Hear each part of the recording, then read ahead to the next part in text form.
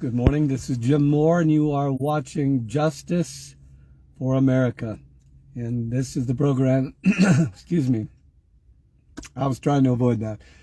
Excuse me. We do this every Tuesday, Lord willing. Now, if you're surprised to see us on today, I was thinking that we were going to be traveling today. I had my days off, so we're actually going to be doing some traveling tomorrow, so it's likely I won't be able to be on tomorrow, but today we are. And there's Holly. God bless you. Nice to have you. So this is Tuesday, April 11th, episode number 42. Just to give you a heads up, we post this program. If you want to share it with someone else, we'll be posting it later on in the day on YouTube, but we have a second channel. We have a Words of Encouragement, which is the program that we do Monday, Wednesday, Thursday, and Friday. And then we have a second YouTube channel that is goes by this name, which is Justice for America. Excuse me. And if you have not gone on to the YouTube channel Justice for America, I strongly encourage you to do that. We actually need you to do that so that we can get our membership, our subscription numbers up, and some more people will see it. That's all we care about. I don't make any money out of this. I never have, probably never will. My thing is bringing information and so on to people. And there's Linda. God bless you. And I think I missed someone. I'm sorry about that. And then there is Linda Etherton and my wife, Linda. God bless you. Love you. Love you. Love you. So there are tons of people that make lots of money on YouTube. I don't and probably never will. That's not why I do it. I do it to encourage people and to help people to know things maybe that they don't know, to be better informed as people who want to know what's going on in the world and who pray and so on. And there's my Suze. God bless you, Suze. Nice to have you. So today we're going to talk about a few issues that I think are very pertinent to what's going on in the world right now. And I ask you to just be patient and listen through. They may not all be the stuff that you really want to hear or are interested in, but I believe they all matter. So I want to also give just a very quick, short introduction to why we do the program. I've had different people contact me and they say, we don't want justice, we want mercy. Well, actually, God's mercy is a attribute of his justice. It is not just that one man could die for your sins. We just celebrated Easter, right? On an earthly plane, that's not justice. But in God's way, God sees justice different than we do. So I had an angelic visitation. I won't go into it, but wasn't going to do this program. When we do Words of Encouragement, we typically wind up talking about some social issues. And the angel of the Lord came and said, nope, you're going to do Jose, God bless you. Said, nope, you're going to do a separate program so you can kind of keep biblical teaching and social issues kind of separate. So I said, yes. We had a motto at the Salem House of Prayer. He gets to say, and we get to say yes. Okay, so we're saying yes. So that's why we do this. And again, God's idea of justice is different than ours. It's a huge subject. I don't really have time to go into it. Maybe one day we'll talk about God the judge, right? The righteous judge, where the Bible says his judgments are good and greatly to be desired. But not today. Not today. Sue, God bless you. Howdy. So if you're coming on, say hello, post something in the comment box. Sometimes I see it, sometimes I don't. Depends on how anointed I am. All right. So to start out, a little bit of bad news. Now, what I do is I typically just go through some links. I have a number of links for you to look at. I don't feel like it's my job. Hello, Rugged. It's not my job to dissect every ounce and every nuance of every single thing that's going on. My goal in this, I believe it's what I'm supposed to do, is to point you to issues that are interesting, or not just interesting, that are important. Okay. So I want to say this real quick before I go to these links. The way I do this is I have links. Okay. So most of this is not about you listening to me and my opinion. Hopefully my opinions match pretty close to the Lord's, but you know how that goes. But really, it's not it's not to convince you of my opinion. It's to get you to make your own with the Lord, with God. And so I give you these links and I explain a little bit about them so if you never go to the links, and just listen to me blather on, you're missing the most important part of the program. So, and I know most people can't go through them all, but it's important. Now, Jesus is the wisest one of all. I ask people often, and just hear me out real quick here, and we'll go to the links. Hey, Angie, hear me out real quick. I ask people often, is God a God of justice? Okay, let me ask you, is God a God of justice? Ask yourself that question. It's not a hard question. Is he a God of justice? Thank you, Sue. Yes, I don't know of a believer that I have ever met in my life that said, oh no, God's not a God of justice. No, he kind of just does whatever he wants, No, gets out there and blows his bullhorn and makes everybody, no. He's a God of justice. What does that mean? That means he cares about the oppressed. He cares about those who are hungry. He cares about those who are deceived and living their life according to something that isn't actually true. God's sense of justice is not just about punishing people for doing bad things. That's kind of the way we see justice. Somebody does something bad, we want justice. Okay, God's sense of justice, it would include that, okay? God does not just wink at, evil deeds. He doesn't, okay? But it's not just about punishing someone. Okay, now we have justice. It's about righting wrongs. So when God looks at poverty, his justice is that he wants to cure it. When he sees sinful behavior, he wants to deliver people. When he sees oppression, when he sees mental disorder, whatever it is, his sense of justice is to make it right. So, does God care about a baby in the womb being cut up and vacuumed out? I'm sorry, I'm not trying to be gross, but does he care? Does he have an issue of justice on that? Does he care about that?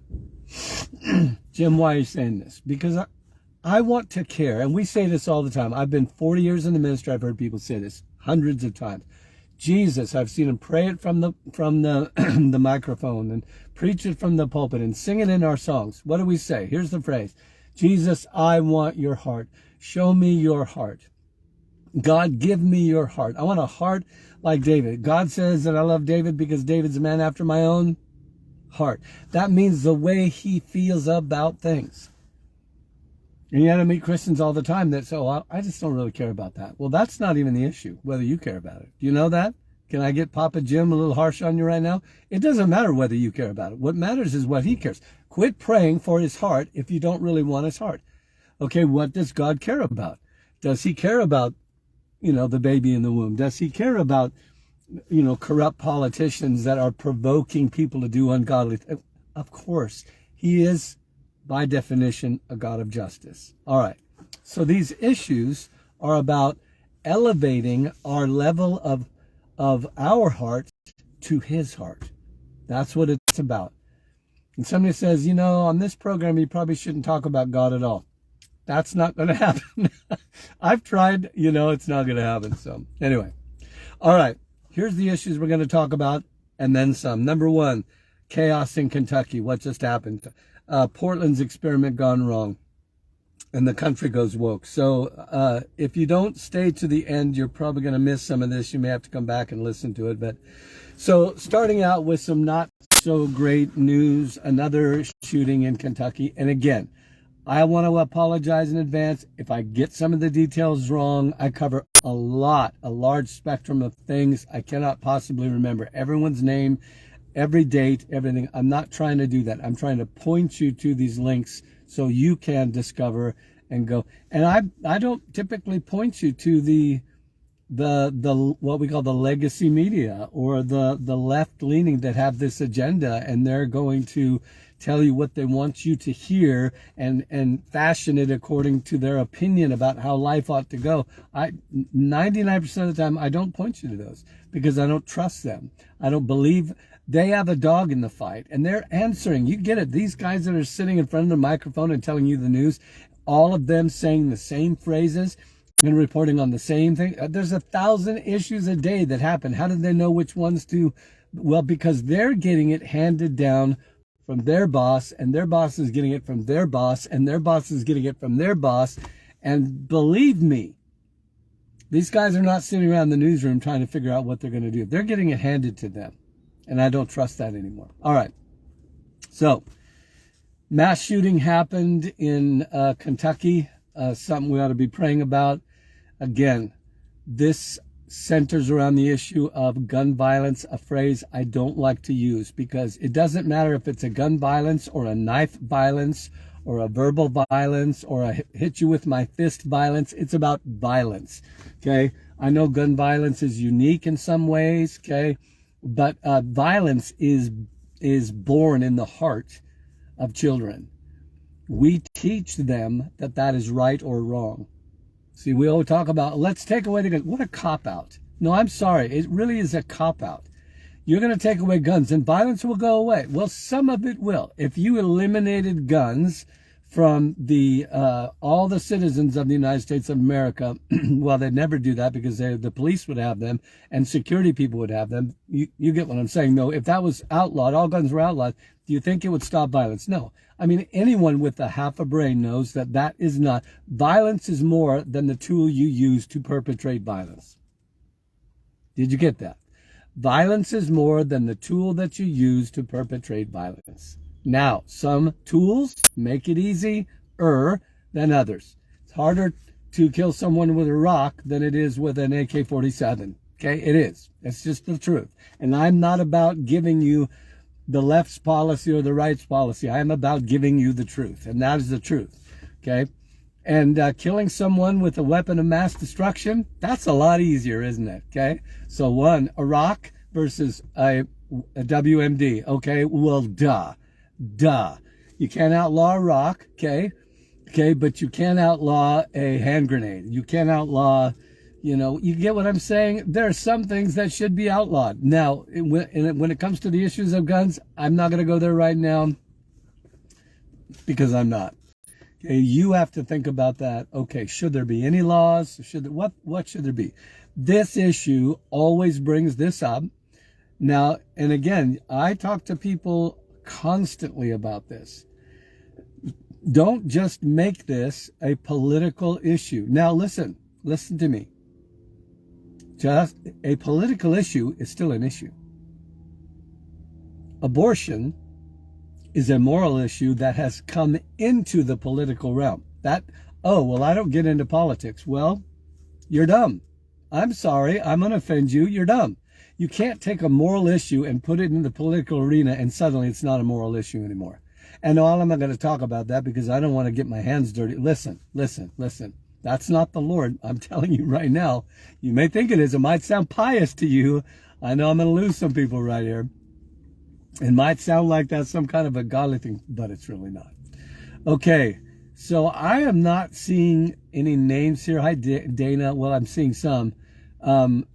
Somebody come on and let me know that you are getting this. For some reason, part of my screen is not working correct. So I kind of need to know if you're getting this or whatever. So anyway, this shooting that happened in Kentucky, here again, it's a man who was mad, mentally disturbed. Gotcha. Thanks, Dana. Mentally disturbed. When you...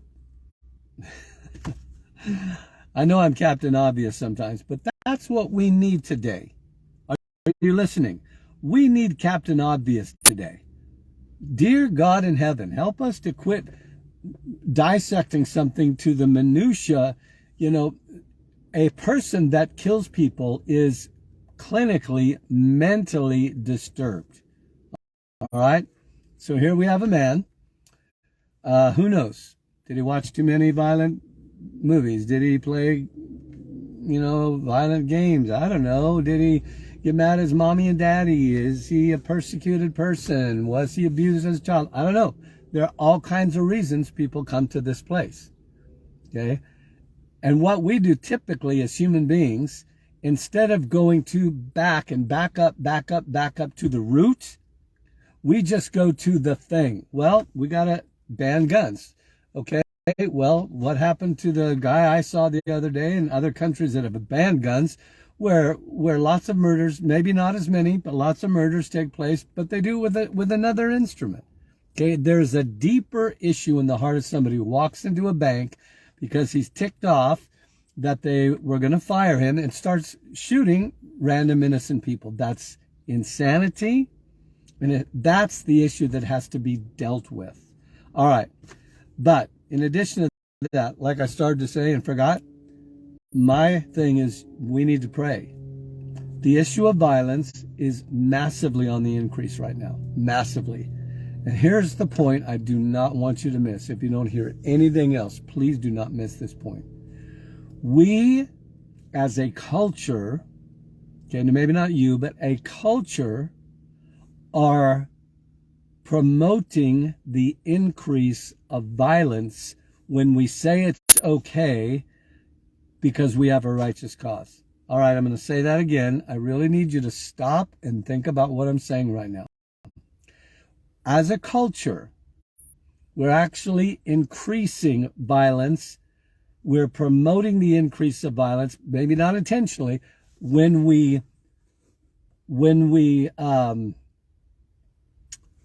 give it when we say it's okay because it fits our narrative, because our righteous cause, okay, left and right, we have our righteous cause.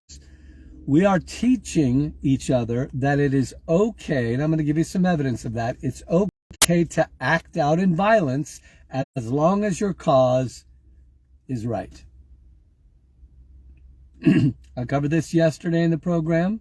Go back and listen to it a little more in depth. But this is on the rise, and we are to blame. I'm not just being a hothead. I'm saying we're actually telling one another it's okay to do this when we don't stand up against it because it helps promote our cause. Do I need to give you a whole bunch of examples for that? Okay. Recently, transgender person shoots and kills. I'm talking about babies. There's nothing that hits the heart of people worse than children being killed. Maybe puppies and children. I don't know. You know what? We go crazy mad about that. Mm-hmm. Do you see how the entire culture shifted the narrative away from those innocent little babies, 9-year-old children in school, to the person that did the killing?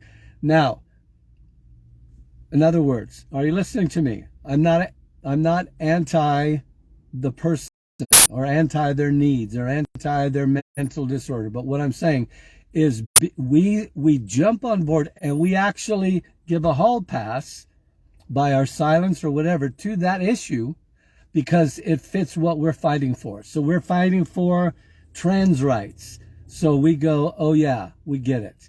Or we're fighting for, racism or the abolition of racism. And so we get violent because we get to. Now, this is happening now on multiple levels in our society. And if we tolerate it, we actually help advance it. All right. One of those things that's happened, and I'm going to skip down because I don't have them in that precise order. But one of the things that's happened is, let me get to it. I'm sorry. It's way down. Okay, there's a couple guys. This is starting to manifest in our halls of justice. So Justin Pearson, let's see if I got both of their names. Justin Jones and Justin Pearson are two representatives, I think, or senators, I don't remember which, in Tennessee, who are on the march for ending gun violence. And again, it's not really, that's a misnomer. Ending guns will not end violence. That's what I'm trying to say, okay? Whether or not there should be laws, ramifications, that I actually think there should. I mean, obviously, right? You don't give any gun. I don't care if it's a assault rifle or an AK-47 or a pistol or a single shot 22. You don't give one into the hands of a child. Okay, so there's already laws about it. So don't tell me there shouldn't be any laws. That's ridiculous. You know it is. Well, if we say that, then we're going to lose the battle. You know what? You're not going to win the battle by being a liar. You're not going to win the battle by not telling the truth. Reasonable minds have to come together and say, what is the truth about this? Okay. So these two guys, two young black men, very young in the political realm, decide. Now listen to me. I'm on the subject of our behavior that is accelerating ultimately violence. These two young men get on a bullhorn, walk into, imagine, some of you are from Oregon, or I've been at the Oregon Capitol many times and looked into those big rooms where laws are made, where discussions are done in a civil manner in order to decide what needs to happen as far as making laws and so on. You know what? You don't get to go in there with a bullhorn and just dominate everything because you believe your cause is more righteous than the person next to you, or your opinion is more important than them. In other words, we're going to force you to do what we want you to do. That's the issue of violence. It is force. We're going to make you do what we want you to do. Okay? We're teaching our kids this. We're teaching each other this. Okay, so these two guys get up and they get thrown out. They actually get barred from being able to use that space, that sacred space, to have this. And many people who are on the side of gun rights, of course, what are they going to say? Hey, dudes, that was wrong. You shouldn't have done that. My gosh, you can't just march in anywhere and decide to protest. But we've taught that. Are you getting that? We have modeled that. See, these are the things. So you got Portland, Oregon. I'm going to talk about Portland in a minute. They have burned down part of the city. And the people that were in favor of, Black Lives Matter, Antifa, and all that, because they were promoting their cause, let it go, didn't say anything. In other words, it's not an issue of right and wrong anymore. It's an issue of my cause. If I feel like my cause is righteous enough, then that gives me permission to do whatever I want to do. And those who are supposed to enforce the boundaries and say, no, you can't do that. I don't care how right you are. I don't care if you're coming against Adolf Hitler and you're the angel of the Lord. You don't have a right, that's probably a little extreme, right, to go in and shoot someone or burn down their house or whatever. The people in leadership are the ones that have been given the responsibility by the citizens of our country to say, no, we enforce boundaries. First of all, we make boundaries. We call them laws. I know some of you don't think we ought to have laws at all. It's really silly. But we create laws, and then we expect you to enforce them.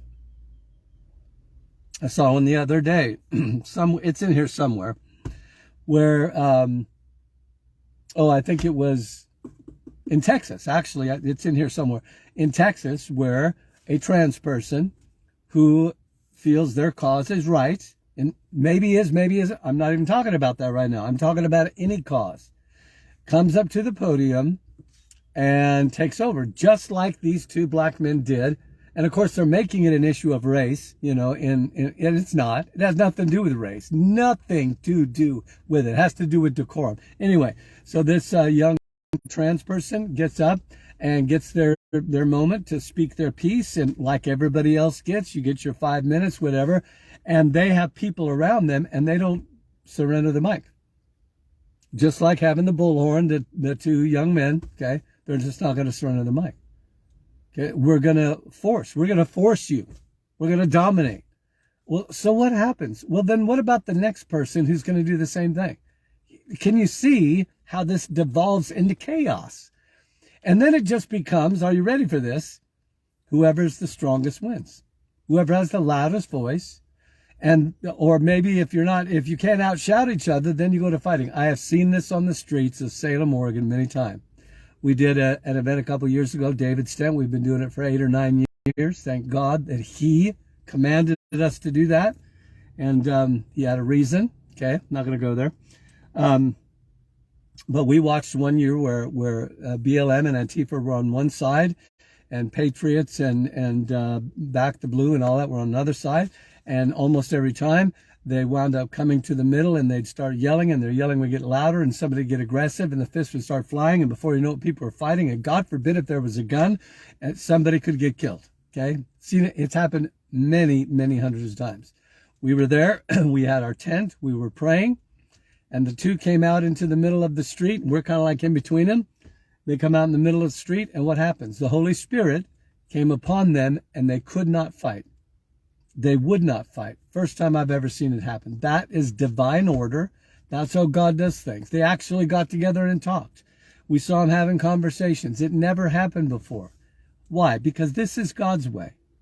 This is God's way. Okay? Now, again, if you listened to the broadcast yesterday, I told you that there are times where physical force is required. Okay? A father who allows someone to kick their door in and abuse, molest, kill, violently assault their children and wife and children, that man is guilty before the Lord. Absolutely. He does nothing to restrain, 100% passive. All I'm saying is there are extremes that Jesus talked about. And so anyway, you get what I'm saying. This is accelerating in the world. That's my point. We need to be, as followers of the Prince of Peace, we need to declare peace. We need to say, no, let's have a discussion. Let's talk. Now, I do know sometimes that goes beyond discussion. Okay, are you listening to me? You see, balance is hard. It's easy to jump to one extreme or another. One extreme where, we just never do anything and it's fine. And we just hide our heads in the sand and we pretend because, it doesn't really matter to me and I don't think it matters to God either. Okay, that's one extreme. The other extreme is we just go, violent, angry, mad, ballistic all the time, and we can't say anything about any issue without getting red in the face and so on. If I've leaned to anything, I've leaned to that side. We are followers of the Prince of Peace. He's not going to subdue the world through violence. Are you listening to me now? He is not going to subdue the world through violence. Jesus is not the prince of violence. He's not the prince of striking your brother or getting louder and using profanity louder than the guy. He is the Prince of Peace, not the prince of violence and destruction. Has God ever commanded his people to use physical force to protect? Yes, of course. Again, if someone were to come into my home, I would use whatever force, and they were intent on abuse. I wouldn't have a conversation with them. I might start talking in tongues, okay? But if I needed to protect my family, I would do that. But that is not the rule as much as the exception to the rule. We're following the Prince of Peace. He will teach us this planet. Okay, what does it say? We will beat our swords into plowshares. We will not beat our plowshares into swords. And then finally, we're going to, through bloodshed, conquer the world. Now, that's the enemy's way, right? He absolutely intends. The Bible talks about Armageddon, the blood to the horse's bridle. That's still a real thing. Okay, we don't want to talk about it, but it's still a real thing. But that's not the king. Okay? All right, so what's happening in Kentucky? We need to pray. Don't get so caught up in the politics of whatever issue arises because of this event that you forget about the human beings who are suffering right now, as if they were your own family. Okay, 5, maybe more than that, because some people, are in the hospital and so on and may pass away. It may be 7 now. Anyway, they passed. We have grieving moms right now, grieving dads, husbands, and perhaps wives. I don't know the names and everything, but pray for them. And can I say this too? Believe when you pray, he is listening to you. Okay, we don't just send our thoughts and our good feelings. No. We're talking to the judge of all the earth. We're talking to the God who sits on a throne and rules heaven and earth. And yes, he does allow mankind to make decisions that sometimes are horrifying. But he is approachable and he wants us to talk about it. So let's pray for them. Now, so link number 1, let me move through these pretty quick. Link number 1 is, I believe this is CBN talking about this, and they actually deal with a number of issues here. So I added beyond the shooting, I think they go into some the abortion pill or something like, anyway, that's a really good one. I like CBN. I think they do a pretty good job of having balanced reporting. Nobody does it perfect, but I like the way they do it. Number two, let's talk about Portland real quick. Every time I do the program, and again, I do this program because I had an angelic visitation, gave me the name of the program, said, Jim, you need to do this. I know we form our opinions and we look at the negative things that happen when people talk about issues, and we therefore go, I'm not going to talk about it. I'm going to go the opposite. I understand that. I get that. But I will tell you that I don't believe Jesus does that. If he has a heart for an issue, any issue, I want the same heart. You and I ought to have the same heart. All right. Already covered that. So number two, every time I do this, there's at least one link that I say, if you don't watch any other link, watch this one. This is the one. Number two, I'm calling it Portland's Wacky Experiment Gone Wrong. And now it is an open air insane asylum. I didn't come up with that phrase. Somebody in the clip said that. They said Portland has become like an open air insane asylum. And I don't believe that's an exaggeration. Okay? Pray for Portland. I'm originally born and raised in Oregon. I love Oregon. I still love Oregon. I'm not there right now. There's been other times in my life I've been in other places. God has called us back and forth in other countries, whatever. But I love my home state of Oregon. I love the city of Salem, where I was born, the city of peace. Salem means shalom. And I love Portland. I love Medford. I love Bend. I love the state. But the state, what is happening in Portland right now, okay, is not a mystery. And if it is a mystery, then we need to kind of rebuff ourselves and go, wait a minute. It's really simple. When you do bad things happen, okay? Again, I know I'm being like infantile here, grade school, kindergarten, but we need this. We need to remember, we make these things really complicated, and they're not, at their root, they're not complicated. If you disregard morality, if you get on the bandwagon of some ideology that, like Psalm chapter 2, why do the heathen rage and the people imagine a vain thing, saying, let us cast off his bands, his cords, his parameters, his commandments, whatever. When we start saying, no, we don't want to do that. We don't want to do any kind of old-fashioned morality and common sense. This is what has happened in the city of Portland. One of these things say people are perplexed in Portland. You shouldn't be perplexed. There's no reason to be perplexed about why things have happened. Portland has kind of become the poster child for what happens when you ignore truth and you ignore what God says, really, and what is right and what is wrong.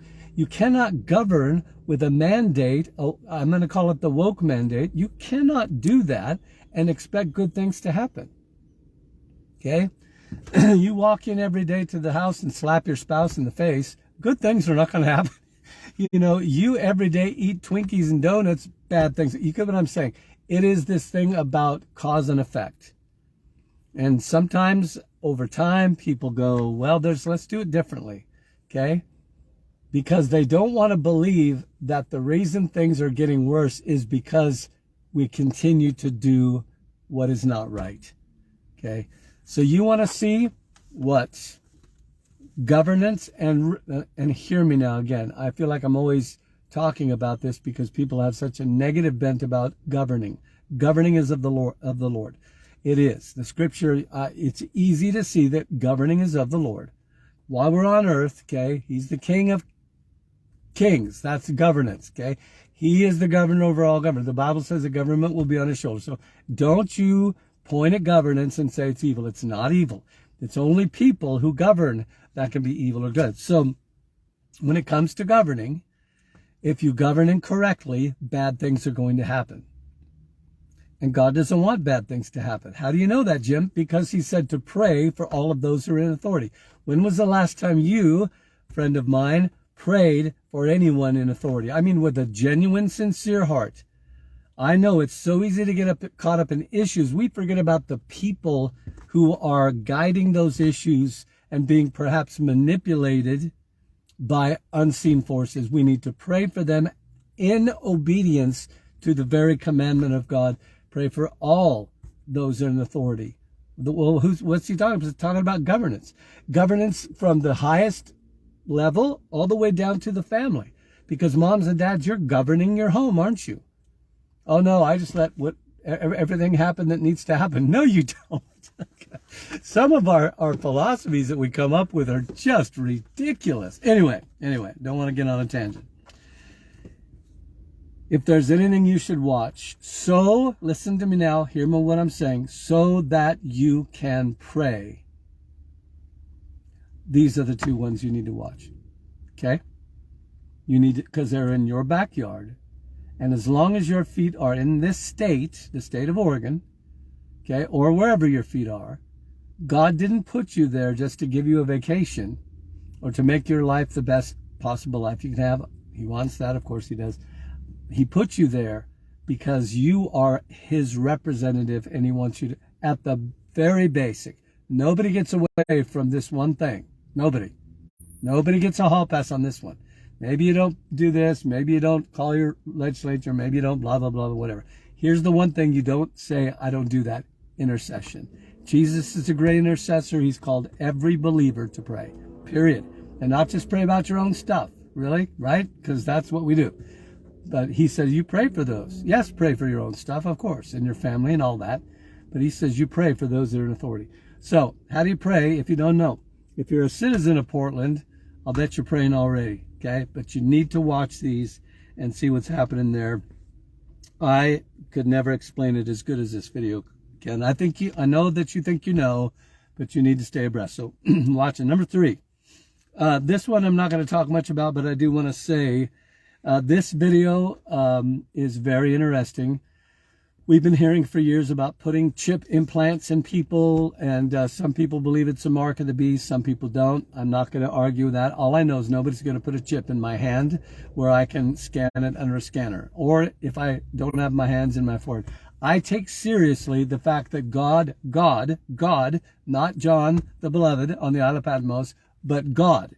Okay, let's remember that all scriptures are given by inspiration of Peter, James, John. No, it's God speaking through him. I take seriously what God said about the day, the end of days. We are in the end of days, okay? Regardless of how close we are, we may have a year, a month, a day. We may have 10 years. We may have 100 years. I don't know, but Peter said, okay, this is that which was spoken by the prophet Joel in the last days. We're in that season. God doesn't measure days like we do. We're there. You're living in that day. You need to know what's happening. And this idea of moving into putting chips that have all of your information, including your banking information, underneath your skin it's growing wildly in population. San Francisco, you got to watch it. You just have to watch it. I look at it and I just go, I don't understand. How do you, I get it, people that have never read the Bible. Sure, I get that. Yeah, it's convenience. Convenience is king. Let's do it. I don't get the Christians, because there are many Christians who I guess have just decided that it doesn't matter anymore. Okay? Sex with multiple partners doesn't matter anymore. Killing babies doesn't matter anymore. This doesn't matter. God doesn't care.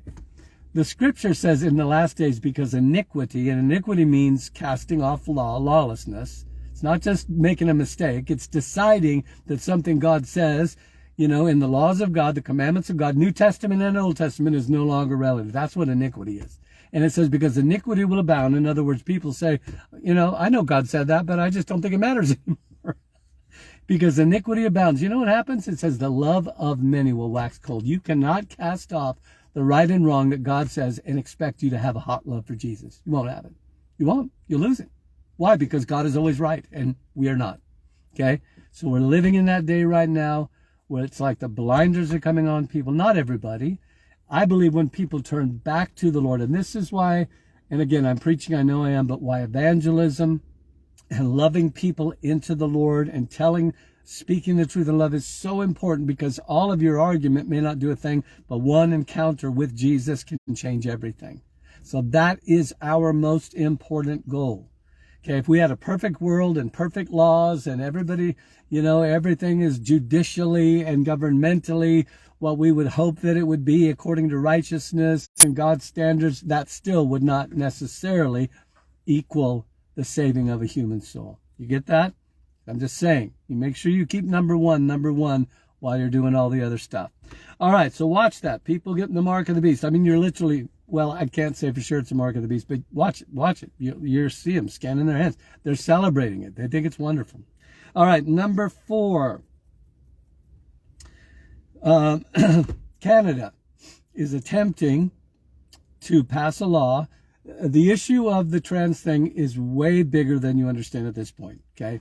This is ultimately, if the left, and I hate using labels, I just do, but for understanding's sake, if this did not help promote their cause, they would not be fighting for it and approving of it and creating holidays and all that.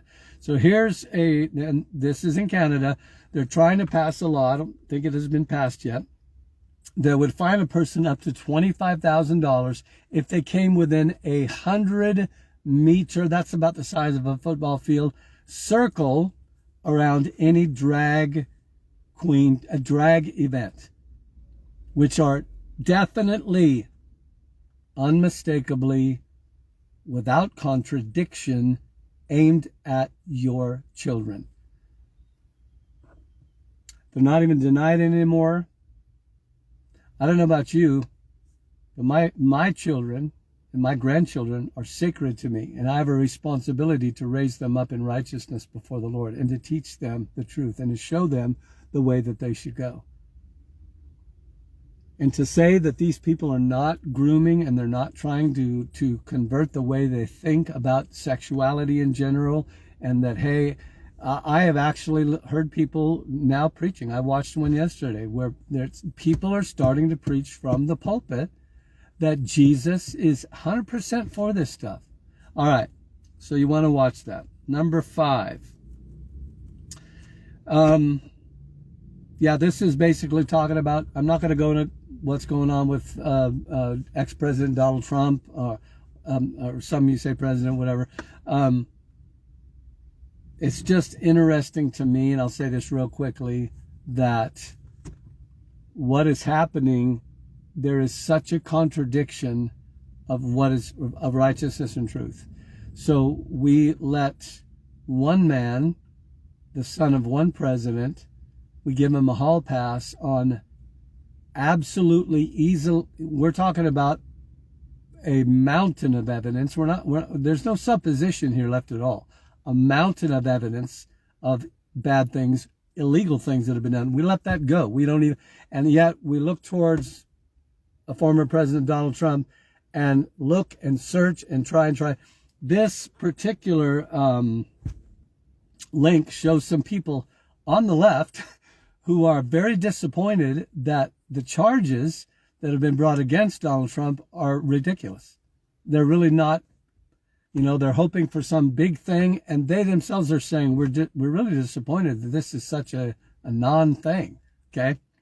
So I believe that whole thing is going to end badly for Mr. Bragg and good for Mr. Trump, okay? Whether you like him or don't, I'm just giving you the issue. Number 6 is I think it's a pretty important, what's happening in the financial industry right now.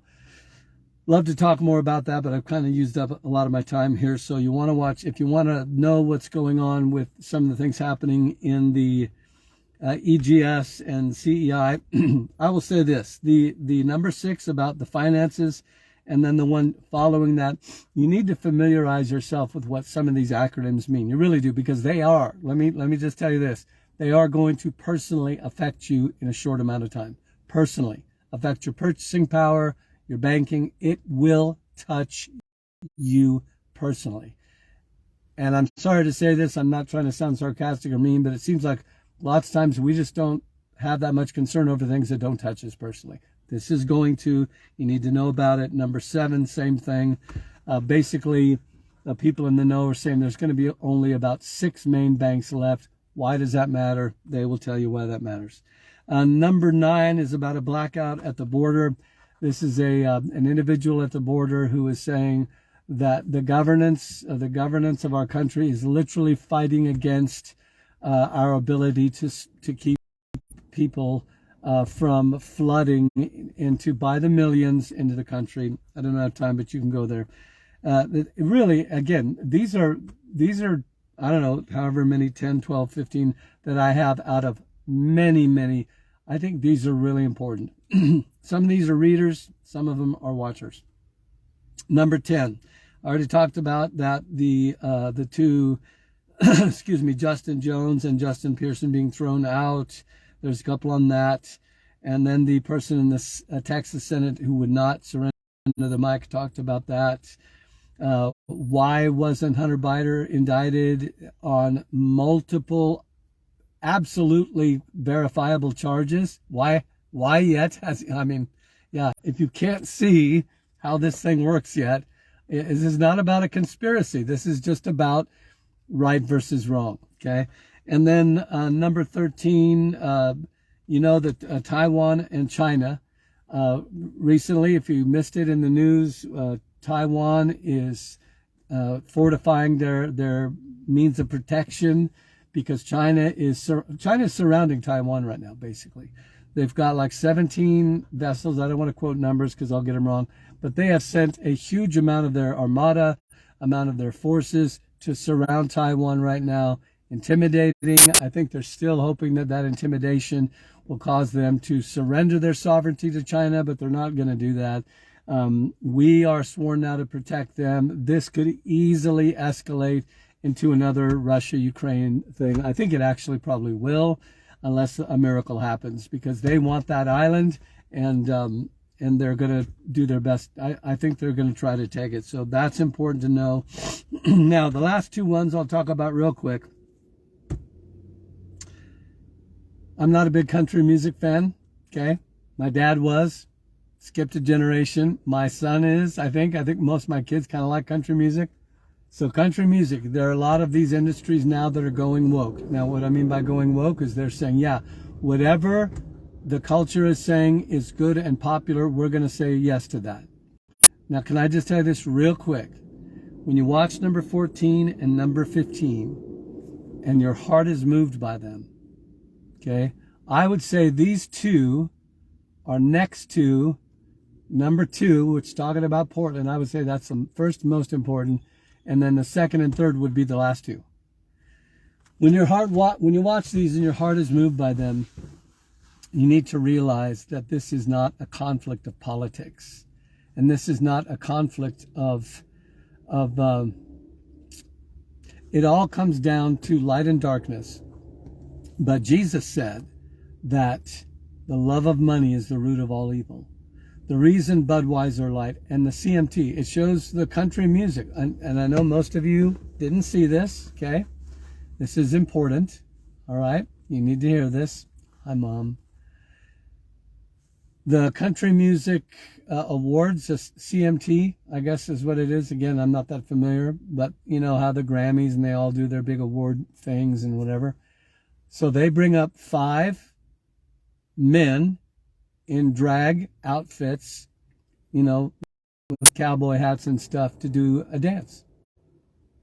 So basically, this is their statement. Country music has now thrown in with perversion. And I'm calling it what it is. It is perversion. God said so in his word, okay? You don't have to believe his Bible, but I do, okay? They have thrown their hat in the ring and said, yep, we're going. And listen, why am I saying this? I'm not saying this because I'm anti those people. Somebody says you're anti-trans. No, I'm really not. I'm for all people. People have a choice to make in their life what they're going to do, and they'll stand before God. But what people don't have a right to do is to impose their ideologies upon someone else. Okay, I get to believe what I want to believe. You can take away my life, but you cannot take away my belief system. Okay, can't do it. Anyway, so they're saying, and this is really about money. Jesus said the love of money is the root of all kinds of evil. This thing about now country music, see, they're going to be more and more, the bigger the industry is, the more likely they are to fall into this and to go, yep, we're for it. And this is the progression that's been happening.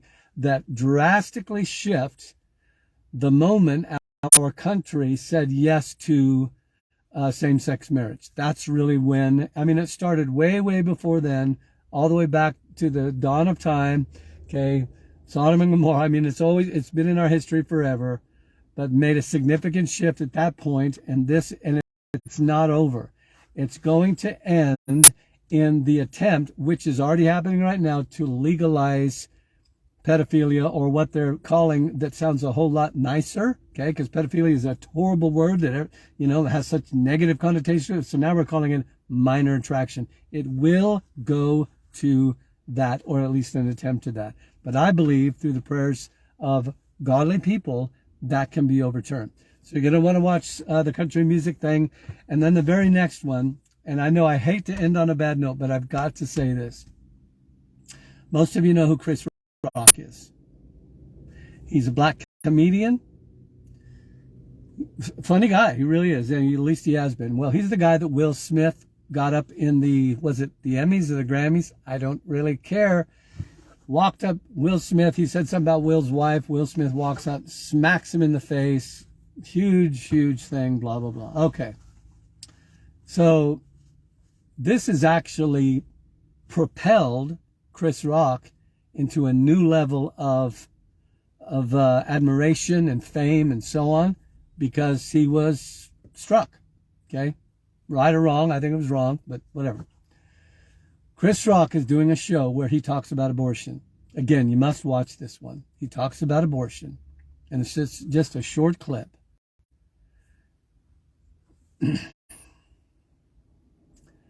I just nearly exploded into tears when I heard a man say this.